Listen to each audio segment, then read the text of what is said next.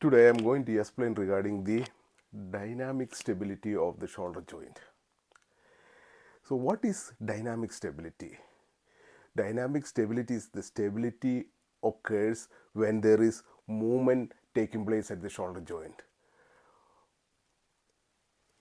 How the head of the humerus is stabilized inside the glenoid cavity during shoulder range of motion. That is called as the dynamic stability of the shoulder joint. Since movement is occurring in dynamic stability, how this stability is maintained? This stability is maintained by the active elastic components. What do you mean by the active elastic components? The active elastic components are the muscles. So the dynamic stability of the shoulder joint is maintained by the contraction of the muscle. So let us see how this stability is maintained. This is very important topic in the shoulder joint, both for the clinicians, for the academicians, and for the students, and definitely for UG or PG students. There is a definite question for your university exam is the dynamic stability as well as the static stability of the shoulder joint. And when you consider about the dynamic and the static stability is very important topic in the shoulder complex. Okay, now let us see how this stability is maintained. As I told, this stability is maintained by the active elastic components, that is the muscles. So when you look into the shoulder movements, the prime movers for shoulder joint are the deltoid and the rotator cuff muscle. Especially when you think about the prime movement for shoulder, which is the prime movement? The prime movement of the shoulder joint is considered as the abduction. So when you think about the abduction, is always the abduction through elevation. Okay, so prime mover for shoulder abduction are the deltoid as well as the supraspinatus muscle. First, let us see about the action of the deltoid muscle. As you know, deltoid muscle has got three fibers, the anterior, middle as well as the posterior fibers. Okay, but when you resolve the force component of the deltoid muscle, the total force produced by the deltoid is in the direction of abduction. As you know, deltoid is an abductor of the shoulder joint from 15 degrees to 90 degrees. From 0 to 15 degrees of shoulder abduction is done by the supraspinatus muscle. First, let us see how the deltoid muscle helps in the dynamic stability. So in this first diagram, you can see the action line of the deltoid muscle.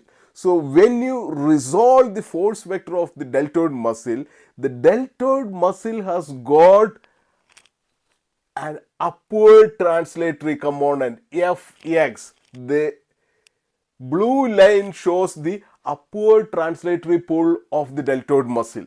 Here you can see the deltoid upward translatory pull of the deltoid. So whatever force that acts upward is considered as a positive force.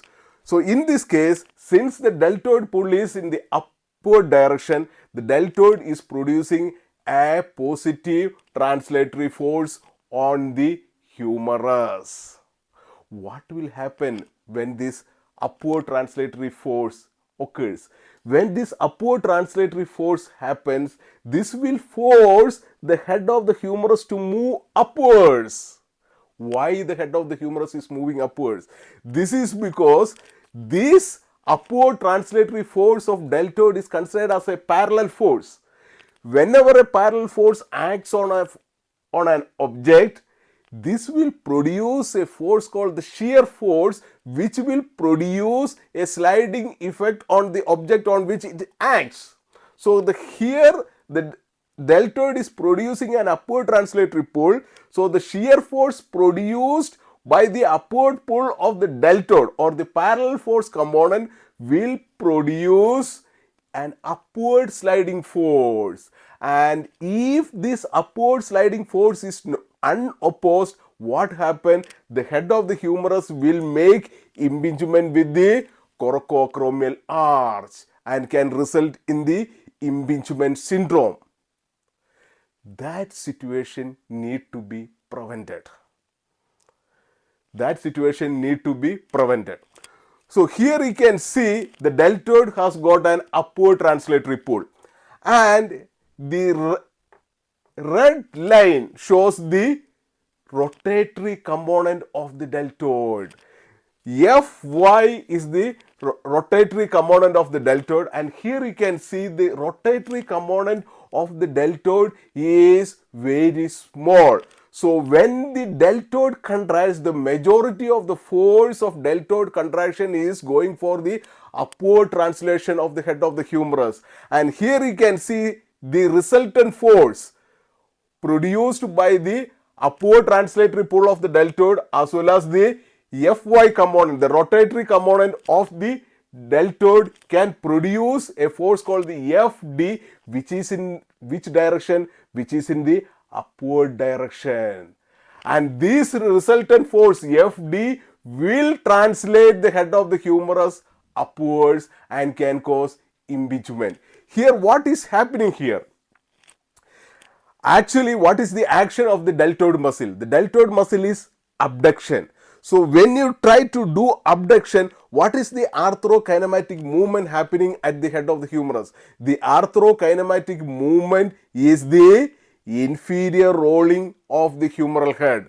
The arthrokinematic movement is the inferior rolling of the humeral head. Okay, but the rotatory component of the deltoid muscle is not sufficient enough to produce the posterior rolling of the humeral head. This is because the rotatory component or the perpendicular component Fy component is very small in case of deltoid muscle. So automatically what will happen?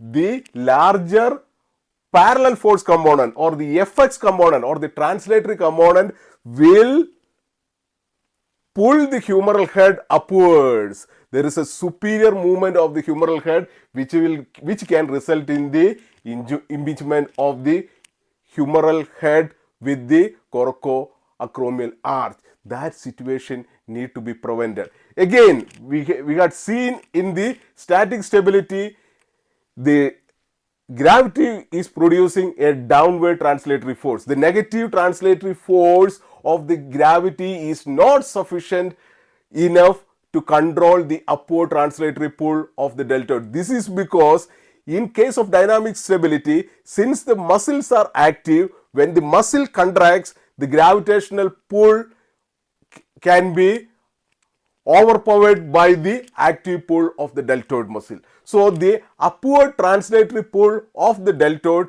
need to be prevented. How this is counterbalanced? So here comes the rotator cuff muscles. What are the rotator cuff muscles? Rotator cuff muscle includes the supraspinatus, infraspinatus and infraspinatus, teres minor and subscapularis. Of this, subscapularis is the anterior rotator cuff muscle, and the rest three muscles, the supraspinatus, infraspinatus and teres minor, are considered as the posterior cuff muscle. Okay, and let us analyze the muscle work of infraspinatus, teres minor and subscapularis. We will analyze the work of supraspinatus separately because supraspinatus is considered as a special muscle. First, let us analyze the action of each muscle. Each muscle means infraspinatus, teres minor and subscapularis. And the first diagram we saw the deltoid action. So when the deltoid contracts, because of the larger translatory component of the deltoid, the fx component, the head of the humerus is moving upwards. So our aim is to control the upward pull of the deltoid. And how this is controlled? So when you take the action line of the infraspinatus, teres minor and subscapularis, you can see it has got a negative translatory component. The fx is the, or the blue line is the negative translatory force of the its muscle, infraspinatus, teres minor and subscapularis. And you can see the perpendicular component, the fy component of the its muscle is towards the joint. You can see the red arrow, that is the fy component or the perpendicular component of this muscle is towards the joint. What does it mean? So the majority of the forces produced due to the contraction of the its muscle is going towards it will help the head of the humerus to make a direct contact with the glenoid fossa. And here, when you resolve the force component of the its muscles into a negative translatory force as well as a rotatory component fy, the force produced, the resultant force f its means the force produced by the infraspinatus, teres minor and subscapularis is in the direction inferior and medially. The resultant force produced by the contraction of these three muscles is in the direction of inferiorly and medially. The direction is inferiorly as well as medially. And what happens? And this inferiorly and medially positioned action line of this muscle will help the head of the humerus to be in contact with the glenoid fossa. Okay. And another one more important thing is that now the force produced by the deltoid muscle, the upward translatory pull of the deltoid muscle is counterbalancing by the negative translatory pull of the negative translatory pull of the infraspinatus, teres minor as well as subscapularis, as well as the negative translatory force of the gravity. These two components, these two negative components will pull the head of the humerus downwards. At the same time, the rotatory component of the its muscle will produce a compression force of the head of the humerus towards the glenoid cavity. So this will help the head of the humerus to do abduction without gliding forwards. Now, in this situation, when the deltoid contracts, what happens? The deltoid can do abduction of the shoulder, or the deltoid, when the deltoid contracts, there is a inferior rolling of the head of the humerus within the inferior rolling of the head of the humerus within the glenoid cavity, and the upward movement of the head of the humerus is prevented. So the easy gliding of the movement taking place. Again, the infraspinatus and teres minor are actually the lateral rotators of the shoulder joint. So when the deltoid abducts the shoulder, what the infraspinatus and teres minor works to laterally rotate the shoulder. It will laterally rotate the shoulder so that the greater tuberosity will not make impingement with the coracoacromial arch. Thereby easy rotation of the humeral head is happening. So when the deltoid is going for abduction, the negative translatory force of the its muscles as the gravity will pull the head of the humerus downwards, thereby counterbalancing the upward translatory pull of the deltoid, so that the rotatory component of the deltoid can do abduction. When the deltoid is going for abduction, the infraspinatus and teres minor will laterally rotate the shoulder. What do you mean by the lateral rotation of the shoulder? The head of the humerus is rolling anteriorly. The lateral, what is the arthrokinematic movement during lateral rotation? During lateral rotation, the arthrokinematic movement is the anterior rolling of the head of the humerus. So this lateral rotation or this anterior rolling of the head of the humerus will prevent the head of the humerus in making impingement with the coracoacromial arch, so that easy abduction is possible. But there is a problem. When the infraspinatus and teres minor laterally rotate the shoulder, so lateral rotation is the anterior rolling. If this anterior rolling is not unopposed or if not controlled, what will happen?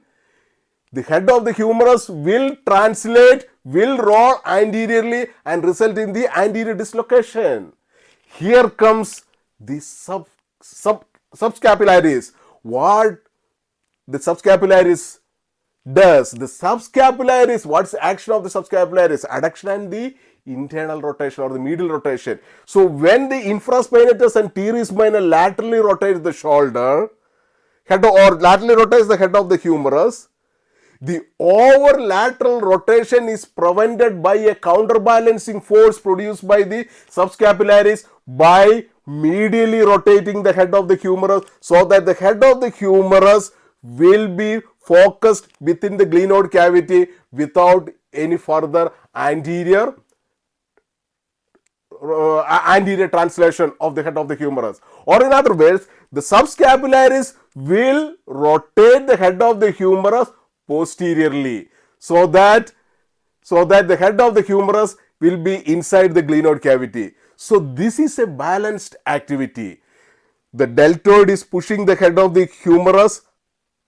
The deltoid is doing the abduction. When the deltoid is doing the abduction, the head of the humerus is rolling inferiorly. So for the easy gliding, the infraspinatus and the teres minor is laterally rotating the head of the humerus, so that the greater tuberosity will not make impingement with the coracoacromial arch and thereby prevent the impingement. And if the lateral rotation is uncontrolled, what will happen? There is a chance of anterior dislocation of the head of the humerus. So here comes the action of the subscapularis muscle, which will posteriorly roll the head of the humerus. Posterior rolling of the head of the humerus will produce a medial rotation of the head of the humerus, so that the head of the humerus will be focused inside the glenoid cavity. So this is a balanced activity. So the humerus is going up, the infraspinatus and teres minor is rotating laterally, so that the greater tuberosity is moving out of the coracoacromial arch. The over lateral rotation or the over anterior rolling of the head of the humerus is prevented by the action of the subscapularis muscle, which will produce a posterior rolling of the humeral head by producing a medial rotation of the head of the humerus. So this balanced activity will produce a smooth gliding of the head of the humerus within the glenoid cavity, which will result in the abduction of the shoulder. Abduction through elevation of the shoulder joint without causing any impingement of the head of the humerus with the coracoacromial arch. Now we got one more muscle, the supraspinatus muscle. When you think about the action of the supraspinatus, what is the action of the supraspinatus? Supraspinatus muscle is the abductor of the shoulder joint, initial abductor of the shoulder joint. So supraspinatus abduct the shoulder from 0 to 15 degrees. From 0 to 15 degrees is the action of supraspinatus muscle. And when you look into the action of the supraspinatus muscle, just like the deltoid, supraspinatus has got a upward translatory force. The supraspinatus has got an upward translatory force, or the Fx component. The Fx, or the parallel force component, or the upward translatory force of the deltoid, the supraspinatus, is comparatively small when compared to the upward translatory force of the deltoid. Still, deltoid has got a smaller upward translatory force, which can be counterbalanced by the negative translatory force produced by the infraspinatus, teres by the subscapularis, as well as the gravitational force. And same like the itch muscle, the rotatory component of the supraspinatus is towards the joint, which is form of a compression force towards the joint. It's a medial compression force towards the joint. And when you figure it out, the resultant force, when we go for the force vector, resolution of the forces of the supraspinatus, since the supraspinatus has got a positive translatory force, when the supraspinatus contracts, it will produce an upward as well as the medially directed force. So here you can see the force produced, the F sup means the force produced by the supraspinatus muscle. The resultant force produced by the supraspinatus muscle is in the up and medially directed position. This is very, very important. Very, very important in the diagnosis as well as the treatment of the supraspinatus muscle. So when you look for the weakness of the supraspinatus muscle, as I told, the supraspinatus action is 0 to 15 degrees or 0 to 15 degrees of abduction. Okay. And when you test the supraspinatus muscle, if you ask the patient to do abduction like this, the patient can easily do the abduction. This is not the work done by the supraspinatus. If you are a clinician, you are seen the patients with the supraspinatus weakness, and if you ask the patient with the supraspinatus weakness to do abduction, mainly this abduction, the patient won't do this abduction. That is, the humeral head is the medially rotated position, and ask the patient to do initial abduction, the patient cannot do. But if you ask the patient to do abduction like this, the patient can do abduction. But this shows how, or the biomechanical axis or the biomechanical analysis of the supraspinatus is important. Why the patient feels difficulty in doing this action, this abduction. This is because the resultant force produced by the supraspinatus is in the direction medial as well as superiorly. And another one more thing, supraspinatus muscle is considered as a very small muscle compared to the deltoid muscle. Then how supraspinatus is capable of producing initial abduction? This is because supraspinatus has got a larger momentum. What is a momentum? Momentum is the distance from the joint axis to the line of pull of the muscle. So here in this case, here in the case of supraspinatus muscle, as we know, the supraspinatus arises from the supraspinous fossa of the scapula and inserted into the superior facet of the greater tuberosity.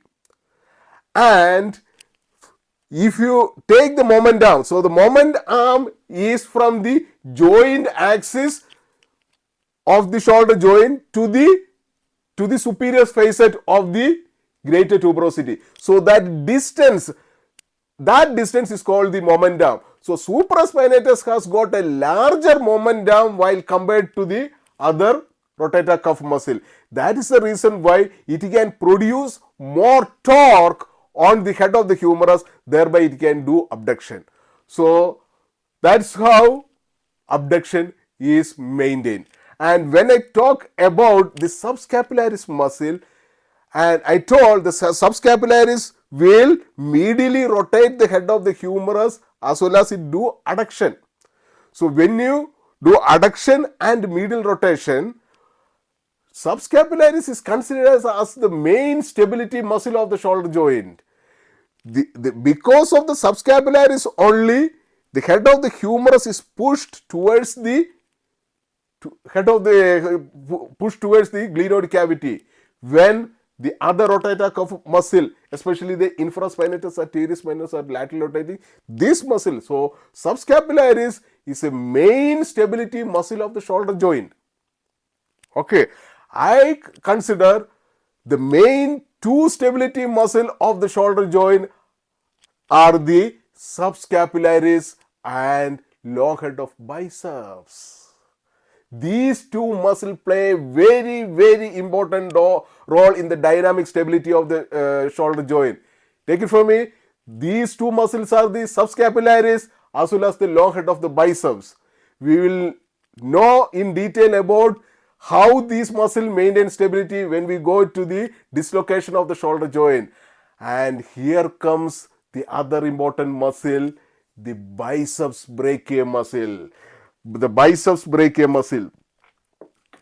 The biceps brachiae muscle, especially the long head of biceps brachiae. The long head of biceps brachiae. As you know, the biceps brachiae muscle, the biceps brachiae muscle has got two heads, the short head and the long head. The short head arises from the coracoid process and the long head arises from the supraglenoid tubercle. Okay. And these muscle get inserted in the bicipital tuberosity of the radius. Okay. And as I told, the long head of the biceps arises from the supraglenoid tubercle. So this arises from the glenoid labrum. It pierces the joint capsule and it inserted into the superior aspect of the joint capsule. The glenoid fossa. And the long head of the biceps muscle will pass through the bicipital groove. So this bicipital groove can be seen between the greater tuberosity as well as the lesser tuberosity. Okay, and in this bicipital groove, the long head of the biceps passes through the bicipital groove. The long head of the biceps passes through the bicipital groove, and this long head of the biceps is positioned inside the groove by the transverse humeral ligament, which got connection with the greater and lesser tuberosity. You got it? You got an image? The long head of the biceps arises from the supraglenoid tubercle, then it passes through it pierces the joint capsule and it passes through the bicipital groove.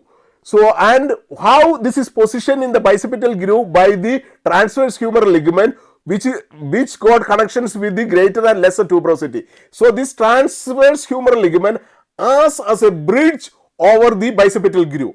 And what is the function of this bicipital groove? So, as we discuss in the dynamic stability, when the humeral head is moving inside the glenoid fossa, okay, the deltoid is producing an upward rolling. These muscles will produce an inferior rolling. There is a lateral rotation. Lateral rotation means there is an anterior rolling. Subscapularis will produce a medial rotation, which is a posterior rolling. When all this rolling as well as the up and downward movement, lateral and the medial movement take place, how this head of the humerus is positioned? This head of the humerus is positioned centrally by this bicipital tendon. So the bicipital tendon will position the head of the humerus. If this is the head of the humerus, this is my left index finger is the bicipital tendon. So whenever there is any movement occurring at the head of the humerus during the dynamic stability, the long head of the biceps will press the head of the humerus in such a way that it is positioned centrally. Okay, so the long head of the biceps play a very, very important role in the dynamic stability of the shoulder joint. That is the reason why when there is any slap injuries, superior labral anterior posterior lesion, especially in the anterior dislocation of the shoulder joint, when there is a labral tear occurs, the patient can do movement, but if the slap lesion plus there is a injury to the long head of the biceps, disruption in the long head of the biceps take place, there is absolutely no movement occurs at the shoulder joint, and which is called as the dead man's arm.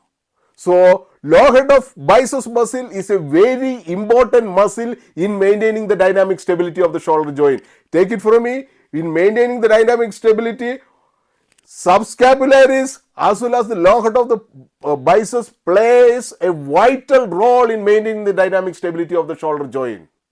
Okay, that's how the long head of the biceps. So long head of the biceps, which passes through the bicipital groove, will focus centrally on the head of the humerus, so that the head of the humerus is focused centrally when there is movement occurs at the head of the humerus. Thereby the head of the humerus is not moving out of the glenoid cavity because of the activity of the biceps brachiae muscle in order to maintain the centrally located position of the head of the humerus.